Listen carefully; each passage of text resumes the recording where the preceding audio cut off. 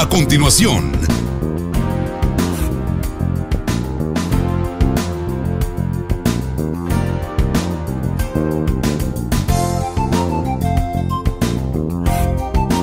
TVM, la televisión de los migueleños. El Salvador está en alerta máxima por el incremento de la transmisión del virus. Todos tenemos que estar en casa. Es la única forma de detener el virus. El siguiente programa es clasificación C, para mayores de 15 años. Dirección de Espectáculos Públicos, Radio y Televisión. Ministerio de Gobernación.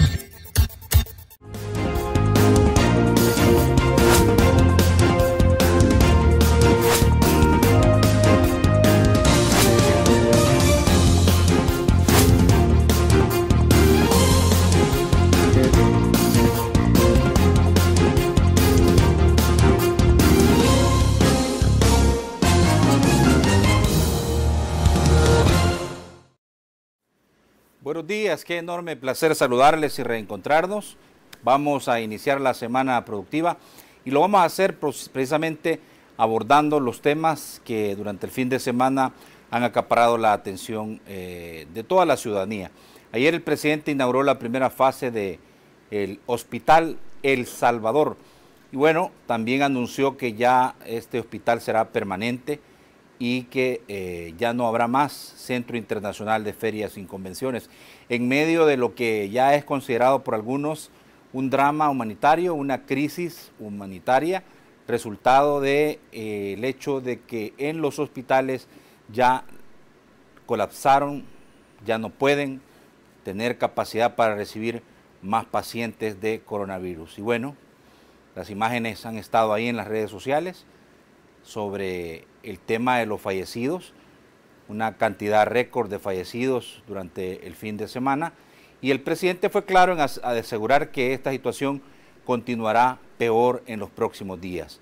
En ese contexto pedía a la Asamblea Legislativa y a la Corte Suprema de Justicia le devolvieran al gobierno las potestades de poder regularizar o de mantener o de ordenar las fases en las que se encuentra nuestro país, dado que, pues por supuesto, nadie está respetando el número de fases en la que nos encontramos. Si ustedes ven en la calle, pues la gente anda muy tranquila, algunos inclusive hasta desprotegidos, y eso es la irresponsabilidad que esto implica. Vamos a verlo esto desde el punto de vista del derecho, de los derechos humanos, pero también de las responsabilidades que todos tenemos y sobre todo la responsabilidad que tienen los políticos, los tres órganos de Estado, de que esto no signifique más pérdidas humanas. Por favor, acompáñenme al Foro TVM a discutir y analizar las cosas como son. Desde los estudios de Televisión Migueleña, en San Salvador, esto es Foro TVM, donde se debaten las cosas como son. ¡Arrancamos!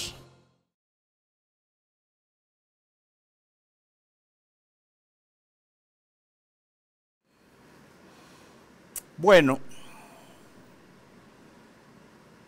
quiero decirles que como periodista, como compañero de trabajo aquí en las oficinas de Televisión Migueleña en San Salvador,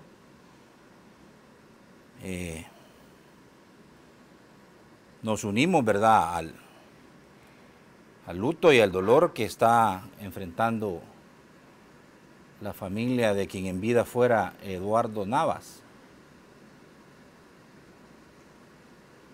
el productor general de noticias de Canal 12, quien falleció en las últimas horas, resultado de todo lo que está viviendo el país. Y a fuerza de ser honestos, hay bastantes comunicadores que están también ya siendo observados porque ya tienen y presentan síntomas de la enfermedad. En dos televisoras importantes del país. No solo Canal 12, sino hay otra que también, ¿verdad?, está pasando por lo mismo, ¿verdad? Ya 5 colegas dieron, hasta donde tengo entendido, positivo a la enfermedad, y esto nos hace siempre reflexionar alrededor de qué tan responsables somos. ¿Saben cuál es el problema del coronavirus? Son los asintomáticos, aquellos que nunca presentan síntomas, pero son portadores del virus. Y en determinado momento de ser portadores, su carga viral es tan grande que afectan a muchísimas personas si no son detectados a tiempo y son sacados de circulación. Y eso es lo que está pasando en el país, que no se están detectando a los asintomáticos, y estos están afectando a una cantidad importante de ciudadanos. El tema es delicado, el país está, quizá no me equivoco, creo yo, muchos compartirán que el país está a la deriva por que no hay manera de cómo se pueda ordenar esto, porque los tomadores de decisiones están empleitados, ¿verdad? Unos haciendo lo que consideran correcto, otros haciendo lo que consideran correcto, y en medio, por supuesto, la ciudadanía que no hace caso, ¿verdad? Podrán decir misa, pero no hace caso, la gente no hace caso, la gente es necia, la gente anda chupando, la gente anda de fin de semana, la gente anda en la montaña, la gente anda en la playa, la gente anda jodiendo. Eso es lo que está pasando en el país. Y nadie reflexiona alrededor de esto. Nadie. Simple y sencillamente nos vale. Fuimos testigos de un policía que increpa a una persona en un vehículo, y ayer decía eso el presidente de la República, pero eso fue público. Y le dice, mire, usted lleva un montón de gente aquí y esa gente no tiene distanciamiento social. A ver, presentame la ley, le dijo.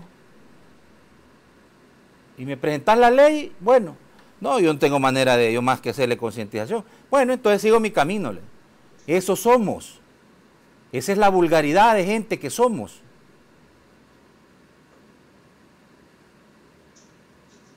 No nos importa joder al prójimo.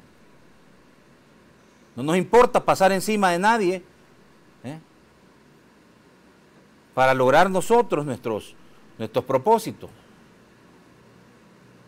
Y yo sinceramente les digo, ojalá que Diosito nos haga reconfesados, porque ese montón de camas de ahí del CIFCO no van a ser suficientes si siguen las cosas como están. Es la verdad. Es la verdad. Que tenga oídos para oír, que oiga, ¿verdad? Lunes 22 de junio, y es un gusto dar la más cordial de las bienvenidas. Como siempre, teníamos días de no tenerlos acá en nuestro programa, y creo que es ciertamente oportuna la entrevista que vamos a tener esta mañana con Benjamín Cuellar, experto en derechos humanos y miembro de LEASI, Laboratorio de Investigación y Acción Social contra la Impunidad. Y bueno, desde su casa, porque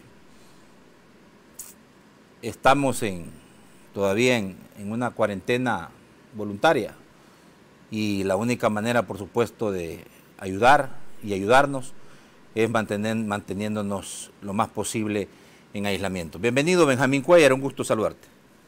Gracias por la invitación, mucho gusto. ¿Nunca entró a cuadro? Gracias. Ya. Bueno, con Benjamín va a estar también el licenciado, abogado y notario también miembro del Laboratorio de Investigación y Acción Social contra la Impunidad, Pedro Martínez, quien está también en su casa guardando cuarentena voluntaria. Gracias, Pedro. Gracias, José. Un gusto estar con ustedes nuevamente en tu programa. Por supuesto, tratando de cumplir con la cuarentena voluntaria.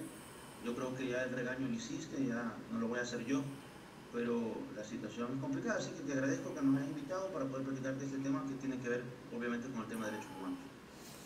Bueno, en definitiva, creo que la base de la plática que vamos a tener tiene un gran componente de derechos humanos, ¿verdad?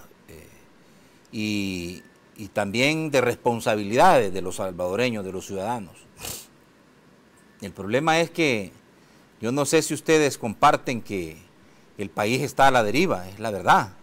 El país está a la deriva, el país no tiene orden, el país no tiene concordancia, no tiene articulación, no tiene trabajo en equipo, no tiene nada de lo que se pudiera esperar como mínimo para poder enfrentar una crisis como la que estamos viviendo.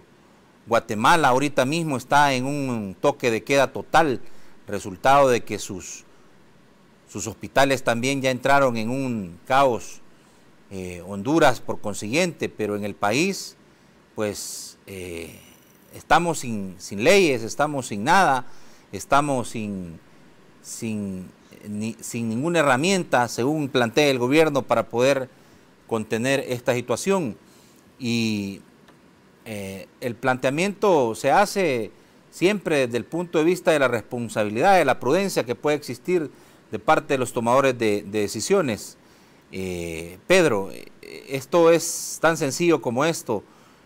Costó y sigue costando el bajarle a la confrontación, al pleito, y eso ha costado caro. Ya te pregunto, por lo que tú estás viendo, ¿denominaría esto como una crisis ya humanitaria en los hospitales? ¿Verdad? Nosotros tenemos un problema también de que no tenemos certeza de los datos. Eso se ha dicho muchas veces también, de no tener con certeza los datos de lo que está ocurriendo. Se puede hablar que se han ocultado datos de muerte de personas fallecidas. Se hace análisis de los datos que el gobierno publica para determinar realmente qué es lo que está pasando y en qué situación real se encuentra el país. Pero cada día hay unas variables que a veces no son muy lógicas, y alguien me puede decir, bueno, pero es que esto no es lógico. Pero me parece a mí que el problema viene desde muchos años atrás, por supuesto, ¿verdad? Es una situación estructural que golpea cada año al país, no esta pandemia, sino las tormentitas estas que también hicieron desastre, ¿verdad? Entonces, desde el primer día de la toma de posesión del presidente de la República, su discurso fue un discurso golpeado. No fue un discurso que invitara a sentarnos a trabajar. Él advirtió que iba a ser difícil, una prueba difícil, no recuerdo las palabras exactas, pero no la haga más difícil usted, generando, ¿verdad?, situaciones en las cuales no se logra el diálogo porque no se permite, porque desde el interlocutor no genera ni la confianza, ni los mecanismos, ni los procesos para que se desarrolle. Entonces, comenzamos mal. Y además de eso, todos los gobiernos en el primer año, si revisamos los gobiernos anteriores, en el primer año, y quizás a veces hasta los 5 años, pero el primer año es principalmente, nos percatamos que patinan, allá andan a la deriva, no tienen un plan establecido, y no lo comparten, pues. Ya hemos visto casos en los cuales otro tipo de gobiernos anteriores han hecho mesas de trabajo para hacer un plan nacional, invitan a los expertos y luego no hacen nada de eso, hacen lo que ellos les da la gana, ha ocurrido de todo, pero en este caso me parece a mí que se ha comenzado muy mal porque ha sido un año violento en comunicación desde la presidencia de la República, un año que comenzó generando una situación de de reclamo, por supuesto, y no digo que esté mal hacia los gobiernos anteriores por lo que nos han dejado la herencia, pero tampoco puedes pasarte 5 años quejándote de los gobiernos anteriores. Eso así debe ser, debes de asumir, se supone que conoces la situación del país, que entre los ministros pone gente que tenga experiencia, que desde el primer día tiene que tomar decisiones serias, pero que tengan también autonomía de tomar decisiones, porque son los especialistas.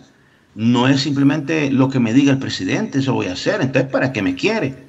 Y esa es una gran crítica que se ha hecho en este gobierno. Entonces, de esa manera, Josué, de esa manera no vamos a llegar a ningún lado, porque son pleitos que no conducen a lo que tú estás planteando también, la educación del pueblo. Es que mira, este tipo de situaciones que nos está poniendo a prueba y que lo único que está haciendo es decir, ya lo sabíamos, así somos los salvadoreños. 1, no nos ponemos de acuerdo. 2, no trabajamos en equipo. 3, prevalece el orgullo, los egos, ¿verdad? Entonces, y si otro muestra, por ejemplo, en mi opinión, cuando asume Mario Ponce la Asamblea Legislativa, él trata de llevar una señal de, hey, trabajemos juntos, llega a Casa Presidencial, trabajemos juntos, tenemos que hacerlo por el país y todo. Entonces esa lastimosamente se interpreta como una señal de debilidad y no es así. El asunto acá es trabajar por el pueblo salvadoreño, que es el que está sufriendo ahorita. Entonces las luces que está dando el gobierno no han sido las correctas desde el primer día. Y claro, ahora, un año después, las cosas se ponen más difíciles cuando te pones en un tono de pelearte con todo el mundo. O sea, te has peleado con todo el mundo y ahora quieres, si hizo poco falta que dijera ayer, les suplico, les imploro, les ordeno, o sea, basta represión. Ya faltaba solo eso, ¿verdad? Que dijera. Entonces, llegar a ese punto cuando se han tenido procesos que son violentados, porque si en algún momento no se han podido poner de acuerdo, pero por lo menos en la última ley, Josué, que la Asamblea Legislativa aprobó, le envía al presidente, y el presidente dice que la va a vetar, en vez de hacer observaciones que permitan por parte de la Asamblea mejorar lo que ellos ya propusieron, pero no, de antemano la veta. Entonces se queda sin ninguna herramienta, ni media herramienta, porque los egos se están prevaleciendo en estas decisiones que está tomando en esta situación tan grave del país. Y estamos diciendo que lo que importa aquí es la vida, la salud, la integridad, el bien común del pueblo salvadoreño. Entonces, por supuesto, yo me alegro de ver un hospital. Falta ver cómo funciona, porque ya me lo han hecho otros gobiernos, tampoco seamos inocentes. Inauguran un asunto que no tiene ni equipo. Vamos a ver, un hospital más, mejor, pero vamos a ver cómo funciona, porque las quejas de otros hospitales es, mire, aquí se inunda cada vez que llueve, todos los años, y es un hospital nuevo. Entonces, las cosas, como tú dices, las voy a usar, las cosas como son, Josué, hay que decirlas, pero también, si las cosas están haciendo bien, las vamos a decir. Pero creo que sí, no podemos generar violencia. Las redes sociales están explotando en violencia y no puede ser ese mensaje, sino que al contrario, debe ser un mensaje de unidad en el que propongamos, si hacemos críticas que sean propositivas para ir mejorando. Y el otro que recibe la crítica tampoco debe pensar que ya por eso sea el enemigo, ¿verdad? No es así. Y entonces vamos a un tema cultural y educativo de fondo en este pueblo y en cómo los políticos quieren tratar a la gente también.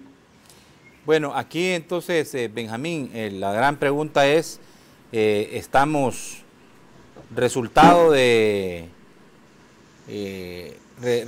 la responsabilidad de quien sea, pero el problema es que lo que estamos viendo en los hospitales es ya un desbordamiento.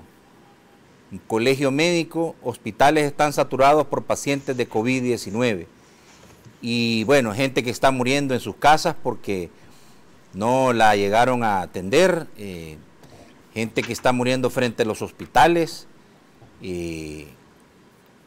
colas grandísimas de vehículos de funerarias que están esperando sacar los cadáveres de los hospitales. Esto, ¿cómo se le puede denominar si no es una crisis ya humanitaria, Benjamín? Yo antes quiero destacar, yo no escuché la conferencia con la cadena nacional de anoche, francamente ya no tengo ánimo ni paciencia para escucharlas, pero según lo que te entendí, mencionó que la gente no obedece, lo acabas de repetir, pero yo no creo que haya dicho nada sobre aquellos que el 1 de mayo salieron a la calle con el aval del ministro de Trabajo, ¿verdad?, a protestar, ¿verdad?, contra la Asamblea Legislativa.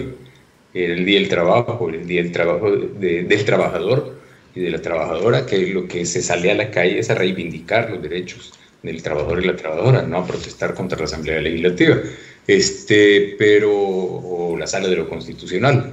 No se dijo nada. Yo ayer vi también ahí en el teléfono, en las redes sociales famosas, vi unos camioncitos llenos de gente que andaban en la Unión repartiendo bolsas solidarias con propaganda de nuevas ideas, tampoco sin distanciamiento social. Tampoco se ha dicho nada. Ese día, el 1 de mayo, también habían camioncitos llenos de gente trasladándolos al lugar. O sea, hay que ser parejos, hay que ser parejos. O sea, la gente no obedece porque la gente no ha tenido el ejemplo de sus dirigencias, históricamente en este país, de sus dirigencias, de sus liderazgos políticos, sociales, económicos, etcétera, de obedecer la ley, simple y sencillamente. Entonces, la mejor forma de educar, por cierto, ahora es el Día del Maestro, 22 de junio, felicidades a maestros y maestras que están trabajando en estas condiciones. La mejor forma de educar es el ejemplo, ¿verdad? Y yo creo que el ejemplo que se le ha dado a este pueblo ha sido el de desobedecer, el de hacer lo que se quiere, el de ser el más vivo, salir siempre adelante. Entonces yo creo que eso es claro. También hay que tener en cuenta que, por ejemplo, cuando se habla de liderazgos, tenemos gente seguidora así a ojos cerrados de ciertas, de esto que se ha dado a llamar nuevas ideas, que están descalificando, por ejemplo, a un liderazgo que debería de reconocerse, nos guste o no, que es el del cardenal Gregorio Rosa Chávez, y que está siendo atacado también porque fue a la Asamblea Legislativa. Ya él explicó, ya la conferencia episcopal explicó, ¿verdad? Y lo atacan porque dicen que fue a negociar con Javier Simán, ¿verdad?, a reunirse con Javier Simán. Él mismo lo estuvo desmintiendo ayer en la misa que dio, en la homilía que dio. Entonces yo creo que si llegamos a caer en una crisis humanitaria, ¿verdad?, veamos las raíces de esta situación, veamos las causas estructurales para que esto se vaya a dar. O sea, este país, cuando terminó la guerra, no se, como dicen, despolarizó, porque la guerra pasó de las trincheras a las urnas. Y siguieron peleando y peleando, aunque en el fondo los dos bandos que se enfrentaron en la guerra hacían lo mismo.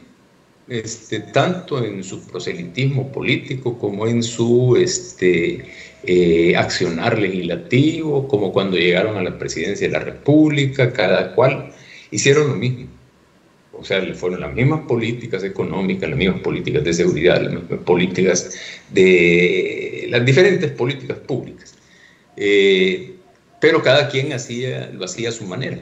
Yo recuerdo un caso, a partir de lo que planteaba Pedro, un ejemplo concreto fue cuando Armando Calderón Sol convocó a muchos sectores de la sociedad salvadoreña para elaborar el Plan de Nación, ¿verdad? Yo participé en una de las mesas, ahí estaba Florentín Meléndez y otra gente, y cuando llegó Francisco Flores, que recién se había terminado el Plan de Nación, que fue consultado incluso con la población, ¿verdad?, se fue hasta la población, llegó Francisco Flores y, aún siendo de su mismo partido, Arena, ¿verdad?, lo engavetó, ¿verdad?, lo tiró al fuego, a saber qué hizo con el Plan de Nación, pero no se cumplió.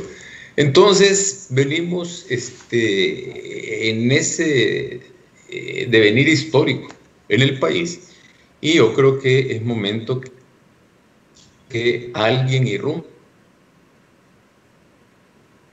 Ya vimos que los políticos tienen que ser, para que estas crisis que pueden caer, si no estalla en una crisis humanitaria el país, pero que pueden caer en una crisis humanitaria, porque también se habla de gente muriendo frente a los hospitales. Entiendo yo que ha sido una persona, que es grave, ¿verdad? Y no puede suceder más.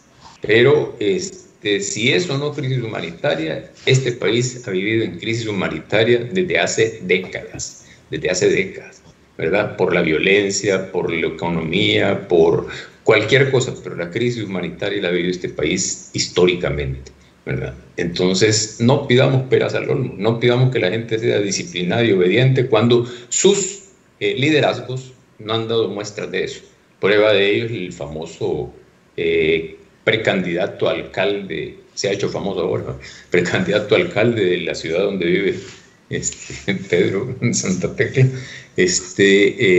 precandidato a alcalde que, si no es el ejercicio periodístico valiente, ¿verdad?, de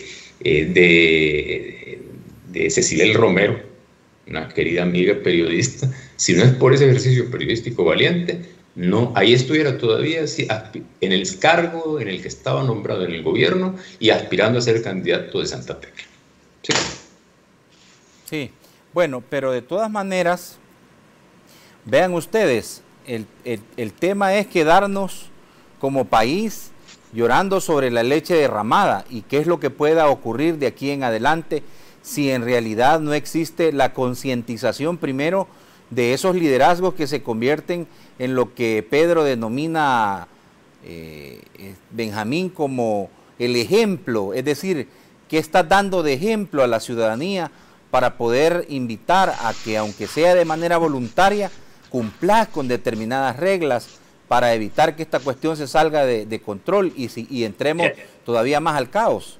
Ya lo mencionaba José, perdón Pedro, pero ya lo mencionaba José, o sea, que pongan en orden a la gente de nuevas ideas, que no salgan a la calle, ¿verdad? Ahí empiecen a dar el ejemplo, sí, porque ahorita el liderazgo lo tiene que tener el presidente de la República. Según el artículo 168 de la Constitución Política, el presidente de la República, entre sus atribuciones y obligaciones, tiene, en tercer lugar, procurar la armonía social y conservar la paz y tranquilidad interiores y la seguridad de la persona humana como miembro de la sociedad. Que empiecen por ahí entonces, porque su ministro de Trabajo está aplaudiendo, ¿verdad?, incitando a que la gente salga a la calle. Ahí empieza el ejemplo, ¿sí? Pedro. Bueno, mira, Josué, como decía Benjamín, nosotros hemos visto en las redes sociales al día de ayer videos donde en vehículos, camioncitos, ya andan en campaña política. Eso es lo que vimos nosotros. Entonces, con logos de nuevas ideas, con música, mira, parecía lo que vimos en Nicaragua, que salieron en caravana, demostrando que no había problemas de COVID ni nada parecido. Pues ayer vimos videos donde salen ya con logos de nuevas ideas y en pura campaña, ¿verdad? Entonces, lo de las nuevas ideas no tiene nada, si eso lo hicieron todos los partidos anteriores, y eso es lo que se critica y no les gusta, pero es la verdad. Estamos ni siquiera estamos en un tiempo normal, no es época de campaña todavía, o sea, no se ha decretado eso, no estamos en un tiempo normal, estamos en cuarentena. ¿Y cualquier ejemplo van a dar? Entonces, ¿cómo es que se indignan porque ven en un municipio que la gente está saliendo a la calle, que obviamente no es lo correcto, pero no se indignan de esto y no lo dicen? Entonces, yo también quiero, haciendo un paréntesis, porque lo iba a decir en la primera parte, quiero hacer una enorme felicitación, quiero dar una enorme felicitación a todos los profesores de este país, porque hacen un gran trabajo con todas las limitaciones que tienen. Por supuesto que hay que reconocer que más de 5.000 escuelas que no tienen las condiciones, ¿verdad?, donde los alumnos puedan realmente educarse. Y es un enorme esfuerzo. Y ahora están haciendo muy creativos para poder llevar las clases a sus alumnos. Entonces hay que reconocer ese esfuerzo. Están mal pagados, por supuesto que están mal pagados. Los gobiernos anteriores tampoco hicieron nada. Pues ojalá que algo cambie, ¿verdad? Le quedan 4 años para cambiar. Y lo digo porque el tema educativo, como lo hemos dicho, creo que los tres estamos de acuerdo, es fundamental en este país, ¿verdad? La educación, la cultura, que no es lo mismo, debe de hacerse una reforma que ya es necesaria. La Ley General de Educación de 1996, de posguerra, hecha en la época en que gobernaba Arena, no, esa ley ya está desfasadísima totalmente. Entonces hay que hacer un esfuerzo ya de una nueva ley, pero no solo la ley, sino toda una infraestructura y todo un proceso, ¿verdad?, de mejorar la educación, que sea una educación de calidad. ¿Por qué estoy diciendo esto con tanto énfasis? ¿Y qué tiene que ver con el tema de la pandemia? Pues que constantemente nos estamos, Josué y Benjamín, comparando con otros países y hablando de otros que tienen más educación, que están tratando mejor la pandemia. Pero yo vi videos de otros países centroamericanos en que ya estaban en fase 2, fase 3 de incorporación a la economía. Vimos videos de gente sin mascarilla, sin distanciamiento social, y que han tenido que volver a cuarentena, ¿verdad? Y que habían estado siendo presentados como ejemplos. Pero como acá tú le dices a la gente, primero la forma como se dice, que yo creo que el tema comunicacional también es importante. No es lo mismo estar regañando a la gente en cada programa que generar conciencia, que generar un proceso distinto. No es lo mismo decir, perdónenme, pero tengo que decirlo, hey, están autorizados para doblar muñecas y cualquier cosa, yo soy el responsable. No, eso es lo más irresponsable que puede haber, hombre. Si no estamos generando las condiciones para que todos nos concienticemos y podamos de alguna manera hacerle frente a esto. Yo estoy tratando de cumplir, y Benjamín también estamos tratando de cumplir la cuarentena, porque estamos conscientes de que este asunto es grave. Y cada día que vemos noticias, gente muriendo, conocida y desconocida, pero es un dolor terrible, y vemos videos de los cementerios llegando muchos féretros y enterrándose. Entonces, es obvio que estamos en una situación grave, pero la verdad es que lo que debe de trabajarse en este caso, bueno, hay que cambiar totalmente, Josué, la forma de trabajo que tiene el gobierno. Tiene que ser un parte de agua esto. Esa carta de ayer que publicó el presidente de la República, no tiene ningún sentido eso. O sea, él expresando que le han quitado las facultades, eso no tiene sentido, no es cierto. Y ya vamos a hablar de eso, Pedro. Sí, ya vamos a hablar de eso a profundidad, porque creo que es dedicarle un tiempo necesario, en el sentido de que, pues, en realidad es la situación así, o es que aparte de la falta de responsabilidad de cada uno de los poderes del Estado, y de lo que esto ha significado en daño a la ciudadanía, porque de todas maneras este pleito no beneficia a nadie, ustedes lo saben claramente, tanto Benjamín como tú, Pedro. Así es. Entonces, ya contaba Benjamín otras experiencias con otros gobiernos en los que se ha llamado a la gente, que haciendo una pantalla de que se va a trabajar de forma organizada, escuchando a la gente que conoce, pero al final las políticas públicas que se hacen no reflejan todo ese análisis, no reflejan las opiniones de los especialistas en los temas, y al final lo que genera es que ponen lo que ellos quieren, porque una idea tienen de lo que quieren hacer. Entonces, el gran problema es la mala interpretación que se ha hecho del artículo que Benjamín expresaba, el 168 de la Constitución, en el cual, es cierto, el presidente de la República es el que tiene que tener un liderazgo, pero ¿qué tipo de liderazgo? O sea, no es yo quiero el poder absoluto y aquí nadie me dice nada. No, ese es el asunto que debe de cambiar totalmente. El llamado es así, claramente, al presidente de la República, que cambie totalmente de formato. Hay que resetear eso. No es eso lo que queremos como pueblo salvadoreño. Lo que queremos es que trabaje en conjunto con todas las fuerzas vivas de este país, generando condiciones de trabajo, de mecanismos, generando las condiciones para que podamos salir adelante, y que las reformas sean estructurales, no cosmetiqueras, ¿verdad? Sino que reformas que de verdad dejen en este país sentadas las bases para lo que se intentó antes, ¿verdad? Lo que hablaba Benjamín, un programa de nación, algo que sea el consenso, la mayoría, no puede ser unánime, pero el consenso de la mayoría, en el que se diga, estos son los lineamientos en los temas trascendentales del país que se deben seguir de aquí a 30 años. Ya se hizo, claro que se hizo. Había un plan de nación 2020. ¿Dónde está? Bueno, a ver. El asunto es que cada partido que llega hace una calle y el otro la deshace. Y esas situaciones no se pueden dar en este país. Es un lujo estar gastando dinero y botándolo. Entonces, el llamado realmente, Josué, es para que se cambie el chip. Aquí la Asamblea Legislativa también, hay que decirlo. El problema es que estamos en un año, eso es una frase de Benjamín, ¿verdad? Yo respeto las autorías. Este país pasa permanentemente en campaña electoral. Y entonces así no se puede, porque siempre hay intereses ocultos y no puede ser así. El interés que debe haber, claro, transparente, es el trabajo por el pueblo salvadoreño. Bueno, vamos a irnos a la pausa. La primera pausa, el presidente Bukele aprovechó la inauguración de la primera fase del Hospital El Salvador para pedir que se le devuelvan facultades para imponer cuarentena.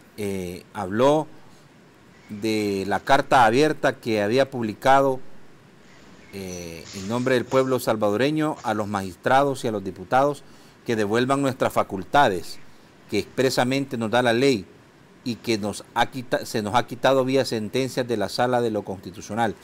Devuélvanle al gobierno las facultades legales que siempre ha tenido. Esta invasión impune de los poderes del Ejecutivo y del Ministerio de Salud en plena pandemia puede parecerles una victoria política, pero en realidad es una gran derrota para nuestro pueblo, señaló específicamente el presidente Bukele, que se necesita limitar la circulación de la ciudadanía para evitar más repuntes de casos de COVID-19 y el colapso del sistema de salud. Es importante que la Sala de lo Constitucional devuelva al gobierno su capacidad de establecer limitantes de circulación para mitigar el avance del virus. De lo contrario, iremos a una alza que terminará de colapsar nuestro sistema de salud. Es lo que dijo el presidente Bukele y en lo que vamos a profundizar cuando regresamos de la pausa. Gracias. No nos cambie. Ya volvemos.